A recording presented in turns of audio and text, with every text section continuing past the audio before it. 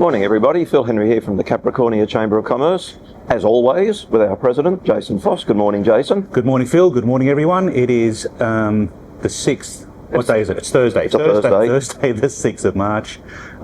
Made a point of checking the date but then forgot what day of the week it was. There you go. We're on a roll. And our usual standard. We're here at the Riverston Tea Rooms having a wonderful coffee. Yeah, I'm on my second coffee here this morning. It's been one of those mornings, but... Expect some excitement. Yes, I'll try and control the buzz. All right, what's first up on our list? I suppose I'll kick off with... I've been speaking with a few people recently, particularly in the CBD area here in Rockhampton, but, you know, this stuff is happening everywhere. Regarding the disputes with landlords, landlords not fulfilling their obligations in terms of maintenance on the property or fixing things or bits and pieces like that. And when I mentioned the Queensland Small Business Commissioner to them, they go, huh? And so, now you've officially been told, if you're having a dispute with your landlord, reach out to the Queensland Small Business Commissioner. She's got a role that's specifically for that purpose. Got a good track record, got some runs on the board, but she exists and her office exists to mediate between landlords and tenants to get stuff done. So you're not on your own there. There is an actual pathway or an avenue to resolve these things. Yeah, that's right, Jason. This all came to the fore during COVID when there was a lot of disruption to lease arrangements and the Small Business Commissioner's office was put into place, and certainly the first objective it had was to, as you say, mediate is the right word, between landlords and tenants and everything in the business community, and has a very good record of success with that. So I was reading an article yesterday and the headline went something along the lines of Queensland bracing for the impact of Cyclone Alfred. And I thought to myself, well, I don't think Queensland's bracing itself. Maybe Brisbane and the Gold Coast are bracing themselves, but now there's another example. If it happens in Brisbane, it happens everywhere, which annoys me a little. Don't get me on that soapbox. But you're not the only person who has mentioned that in the last couple of days, mate. Yeah. But anyway, seriously, yes. Southeast Queensland, northern New South Wales are in for a bit of a timer over the next couple of days, and our thoughts are with them. But we did dodge a bullet there, like it sailed past us a week ago, or however long ago it was. And it got me thinking, what's your disaster preparedness like? It could have been us a week ago. What will you do if the power goes off? What will you do if the phones go down? What will you do if you can't get into your office or your shop? And these are the sorts of things that you need to think about, especially now while we have the space to think about it, like waiting until, it's right on the doorstep. Yes. It's kind of a bit too late. No, that's right. And while we know that, you struggle to find time to do all the things to keep your business running, but this is the sort of thing that it's not as much as complacency, it's just things that slip your mind because you're consumed with other stuff. But now is the time, as Jason says, you don't want to have to be there in October when the first storm hits or something like that to think, oh, what are our arrangements? You need a business plan for this. They're readily available online from the government and from other organisations. And particularly if you've got multiple stores reporting to you, as some people we know do, you need to think about all those locations. There are a few resources online for this sort of thing, so I will link to those above or below this, depending on where you're watching. But while we don't have an impending natural disaster on us, just make sure you've sort of, got a bit of a plan of attack in terms of what would happen if it did. And here's another twist on it that just sprung to mind while you were talking there, Jason. Oh, okay. If you're at that level where you've got managers, like I say, in different stores or managers, this is a really good opportunity to do a little bit of delegation, to build your staff capability and say, all right, here's something for you to do. Yep. Can you go away and have a look and see, do we have a disaster preparedness plan? If not, do a bit of research on the links that Jason's going to provide. And if they do, it's time to review it. Exactly right. Isn't current and up to date, and, was it done like 20 years ago? Yeah. So we've been talking a little bit about red tape and impediments to business in recent episodes of this wonderful podcast and videocast. We have indeed, and as it turns out, we have our roving reporter Jason Foss talking live with Donna Kirkland right now. Over to you, Jason. Thanks, Jason. So here I am with Donna Kirkland. who is the Assistant Minister for Central Queensland as well as member for Rockhampton. G'day, Donna. How are you? Hi, I'm really well, Jason. It's nice to be out of the heat and in the air conditioning, to be honest. It's warming up a bit there at the moment. Sure is. Red tape has been on our hit list now for a little while. Years, Jason. Well, yes. Years. It's something all business owners talk about. Red tape. Just cut the red tape. It's been a thing. But I suppose when I say it's been on the hit list for a little bit, I've actually had sort of the government actually actively seeking examples and wanting to do something about it. Yeah. So we've been looking at a multi-stage rollout, and you were saying that stage one's finished and about to start two? So we've had stage one, which was we sent out the invitation to 120 chambers of commerce, of which one of you was you. I did get that. Yes. So we've asked those chambers to actually give us feedback on specific examples of red tape, within legislation, things that have burdened business owners, particularly small and family run businesses.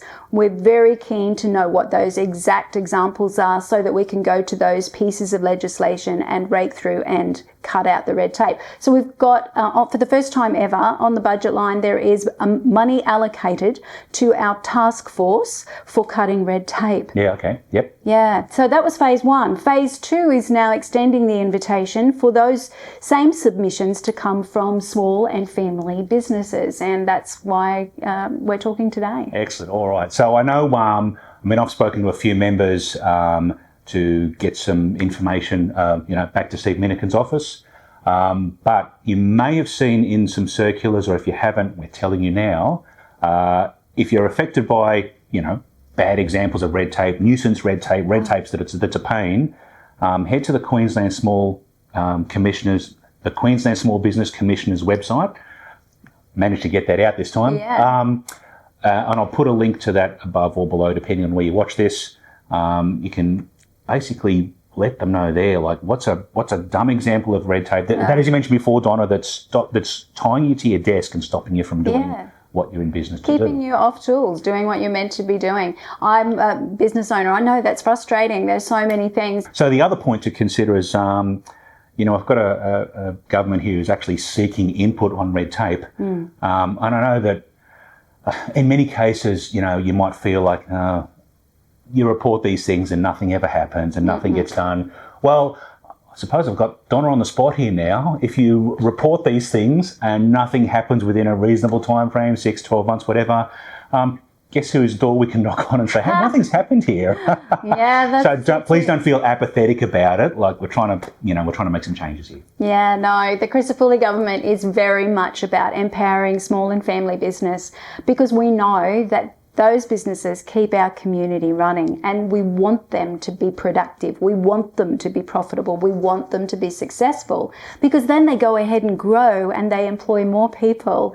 And that's so important to our community, to have that economic sustainability. And it comes right back to those 450,000 small and family businesses. So we're very determined to make sure that we get rid of that red tape. Another aspect of the sending your submissions into the Queensland Small Business Commissioner is it's not just necessarily state government red tape issues, but also local government red tape issues as well. So if it's an application or licensing or something with council that's a burden, you're looking at that as well. That's part of the deal. That's right. Local governments are under the state government legislation as well. So under the Brisbane legislation. So they are also looking to have some changes with the red tape there.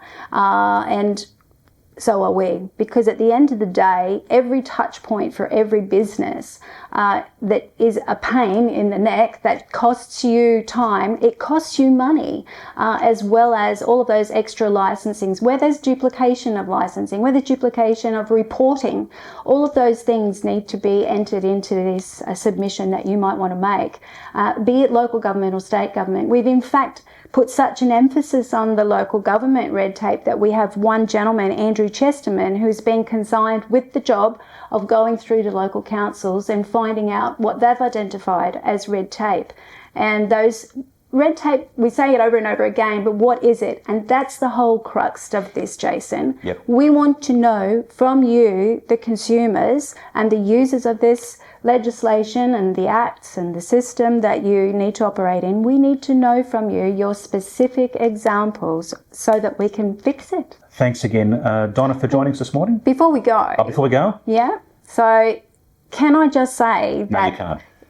I just, I do want to, all of us are cognizant of the fact that a lot of this legislation and a lot of the red tape that we're talking about starts out to be something to prevent an incident from happening in a larger business. But what it means is it applies to small and family businesses as well. And point. it's just a big constraint. So I'm sure you've got some examples around that. Yeah, that's a really good point. Yeah, but small SMEs tend to suffer a bit from things that happen in corporate world that then flow down. That happens a bit. Yeah. So it might be legislation that's applicable for a large business, but not for a small, medium business. Yeah, that's true. Oh, I take that back. Yes, you are allowed to say that. All right. Thanks again, Donna. That's it from here. Back to you, Jason, in the studio. And now you're back, Jason. I am. My goodness, well, It wasn't me. That was Jason. this is the other Jason. This is the marvels of modern technology. Oh boy, we're getting so smooth at this, aren't we? It's incredible. Smooth as you know what. So what else have we got, Jason? Coming up on the 19th, Wednesday the 19th, we're launching our Gracemere subcommittee. So that's coffee at Gossips in Gracemere Coughing World, Gracemere Shopping World, coffee shopping. I've just invented a new word. How's that? Between 7 and 8:30. So if you can make time to be there any time in that window, looking to get a presence for the chamber, sort of based in Gracemere as well.